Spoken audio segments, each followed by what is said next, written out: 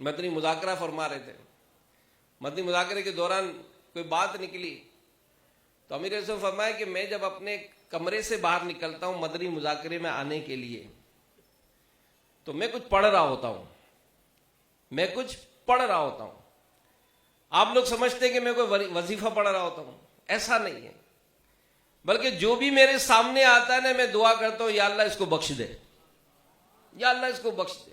یہ گن میں ناتے، حارثین آتے، خادمین آتے تو نگران شورا ہے کہ پاپا یہ تو سارے پھر خادمین یہی کہیں گے ہمیں تو امیر حسن کے کمرے کی طرف ڈیوٹی لگا دو تاکہ دعائیں ملتی رہے ہم کو.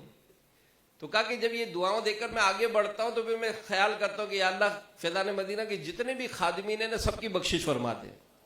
میں یہ دعائیں کرتے کرتے مدنی مذاکرے میں آتا ہوں. پھر مدنی مذاکرے میں جتنے بیٹھے ہوتے ہیں میں دعا کرتا ہوں کہ یا اللہ ان سب کو بخش دے. پھر میں تصور کرتا ہوں کہ مدنی چینل پر جو دیکھ رہے ہوں گے میں دعا کرتا ہوں کہ یا اللہ ان سب کو بخش دے. یہ اولیاء کرام کی باتیں ہی الگ ہوتی ہیں، ان کی شانیں ہی الگ ہوتی ہیں.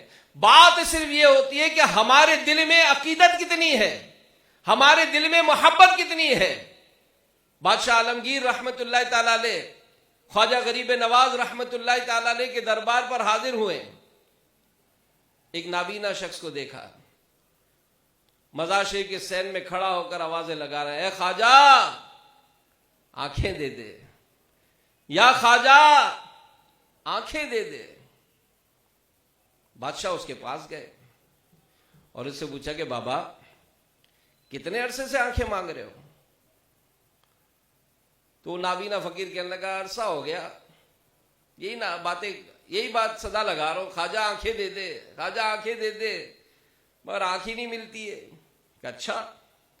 سپاہی کو بلایا، پیرا لگا دیا، کہا میں دربار میں جا رہا ہوں، اگر واپسی تک آنکھیں روشن ہو گئی تو ٹھیک، میں تیری گردن اڑا دوں گا.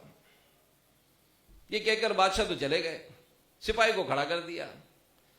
اب وہ فقیر رونے لگا، خواجہ پہلے تو آنکھوں کا مسئلہ تھا، اب تو جان بھی آ گئی.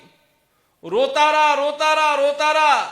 بادشاہ حاضری دے کر واپس آئے، اس نابینا کی آنکھیں روشن ہو گئی تھی. فرمایا کہ خواجہ تو پہلے بھی تھے، تیرے مانگنے میں توجہ نہیں تھی، تیری جان پر بنی، تو نے توجہ دی، خواجہ صاحب نے فوراً عطا فرما دی. تو یہ بزرگوں کی بارگاہ میں حاضری، یہ بزرگوں کے آراس میں حاضری، ان کو ایصال ثواب کرنا، ان سے محبت و عقیدت کا اظہار کرنا، یہ کوئی کم سودا نہیں ہے، یہ بڑے کمال کا سودا ہے، بڑے کمال کا سودا ہے.